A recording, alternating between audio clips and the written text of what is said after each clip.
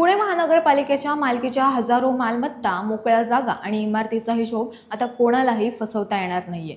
महापालिका प्रशासनाने एक अत्यंत महत्त्वाचा आणि स्मार्ट निर्णय घेतला असून सर्व सरकारी मालमत्तांचा आता एक डिजिटल डेटाबेस तयार केला जाणार आहे. पुणे शहराचा विस्तार वेगाने होत असताना महापालिकेच्या मालमत्तांची नेमकी स्थिती काय आहे याचा एकत्रितून रेकॉर्ड सध्या उपलब्ध नाही. ही अडचण दूर करण्यासाठी पुणे महानगरपालिका आता एक अत्याधुनिक सॉफ्टवेअर विकसित करणार आहे.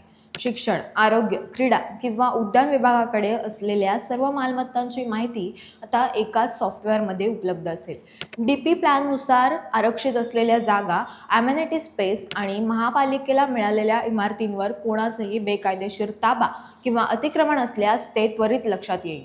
अनेक मालमत्तांचा लीज कालावधी संपूनही त्या रिकाम्या जागा झाल्या नाहीत किंवा त्यांचे भाडे थकलेले आहे. या सॉफ्टवेअरमुळे थकीत भाडे आणि नूतनीकरणाची प्रक्रिया पारदर्शक होईल. सध्या मालमत्ता विभाग आणि क्षेत्रीय कार्यालयांमध्ये माहितीची जी तफावत आहे ती या केंद्रीकृत म्हणजे सेंट्रलाइज रेकॉर्डमुळे कायमची दूर होईल. या नवीन प्रणालीमुळे महापालिकेच्या कोट्यावधींच्या मालमत्तांचे रक्षण होणार असून प्रशासकीय कामात मोठी गती येणार आहे. तुम्हाला काय वाटतं की डिजिटल पुणे मोहिमेअंतर्गत उचललेले हे पाऊल महापालिकेच्या उत्पन्नात वाढ आणि भ्रष्टाचाराला आळा घालण्यासाठी मौलाचा दगड ठरेल का? कमेंट्समध्ये नक्की सांगा आणि पाहत राहा न्यूज डॉट्स.